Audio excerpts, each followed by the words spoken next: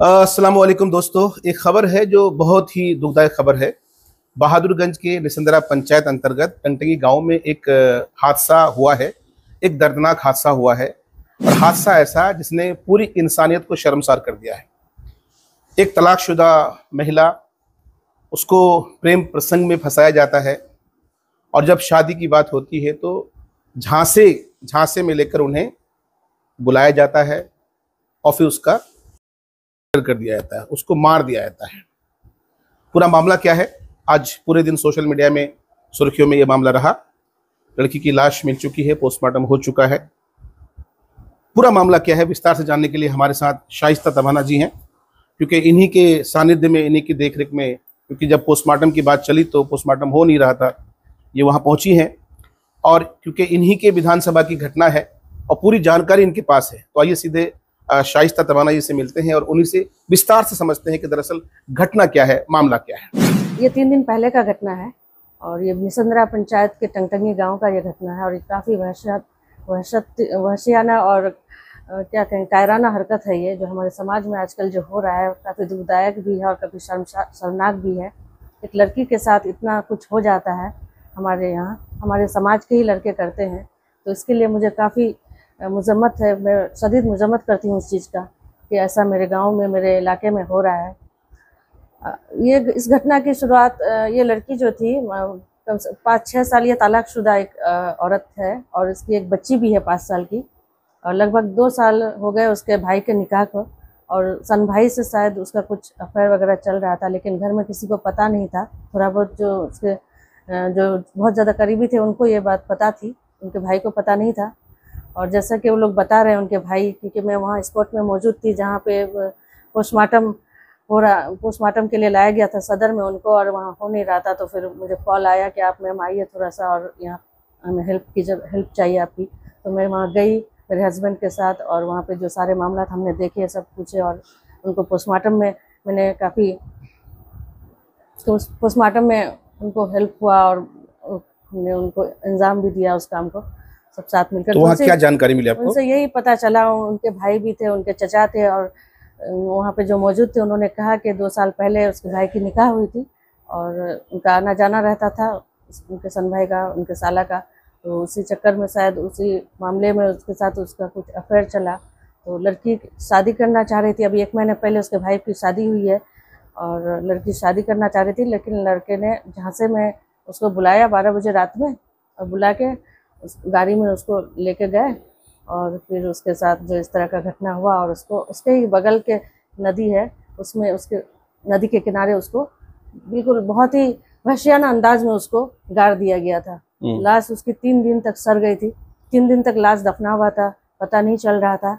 लेकिन आज जो लड़के ने खुद ही कबूल किया कि मैंने ही मर्डर किया है। और उस अच्छा, लड़के ने कबूल किया? जी, क्योंकि शक हो गया था, पुलिस उसको पकड़ने वाली थी, घर वालों ने भी उसको काफी ये किया, शक था उस पर, उसको ट्रोल किया गया, तो उस लड़के ने कबूल किया। तो क्या उसने बताया कि आखिर इतनी बेदर्दी से मारा क्यों?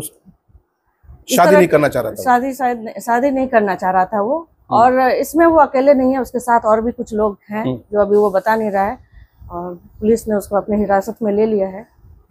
मैं एक बात समझना चाहूँगा, क्योंकि आप महिला हैं और वो बेचारी तलाकशुदा थी, एक मर्द के साथ जज्बाती तौर पर वो जुड़ती हैं, और जो इंसान दूसरे के साथ जज्बाती तौर पर जुड़े उनको धोखे से इस तरह से मार देना कायराना हरकत नहीं है? ये बहुत ज्यादा कायराना हरकत है ये। अगर आपको शादी नहीं करनी थी जी, तो आप बोलते, समाज में इस बात को रखते, सही बात, घर वालों को साथ बैठते।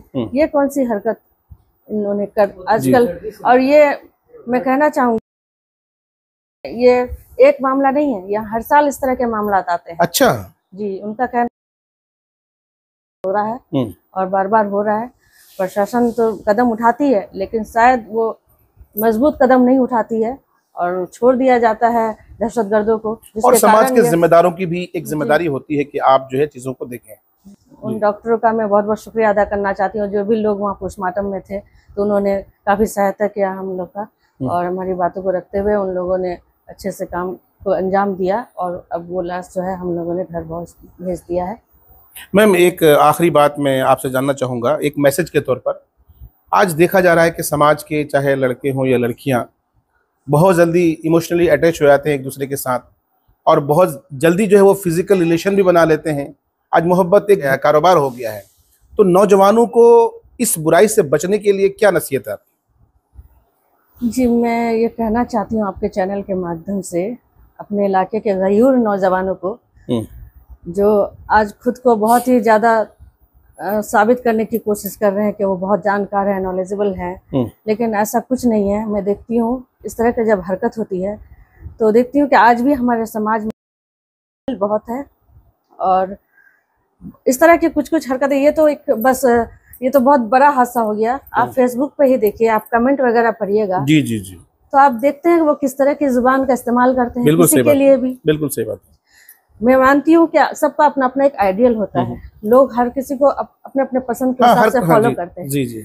इसका मतलब ये नहीं कि आप दूसरे को इस तरह के आप कहाँ जा रहे हैं, आपकी जुबान, आपकी भाषा की मर्यादा कितनी गिर चुकी है, आप अपने ग्राफ को कहाँ ले जा रहे हैं। मैं उन नौजवानों से कहना चाहती हूँ कि आप इस तरह की जो हरकत कर रहे हैं, फेसबुक में इस तरह के कमेंट लिखते हैं, इस तरह से गालियां देते हैं नेताओं को, जो आज समाज को लेकर चल रहे हैं, जो इस मुकाम पर आज अपने जद्दोजहद मेहनत से पहुंचे हैं, उन तालीम याफ्ता लोगों को, तो आप उनको इस तरह का कुछ भी बोल देते हैं, कुछ भी गालियां गलौज दे देते हैं।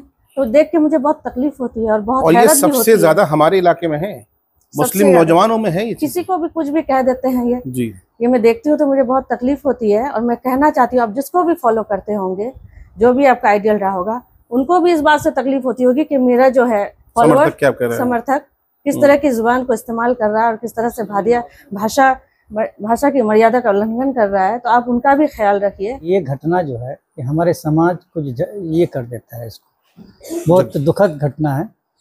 ऐसी घटना कई बार हुई है कि सुनते हैं, देखते हैं, बहुत तकलीफ होती है। पहले हमारे माशरे में ऐसी बात नहीं थी, खासकर हम सुजापुरी बरादरियों में, लेकिन ये अब धीरे धीरे आम होते जा रहा है।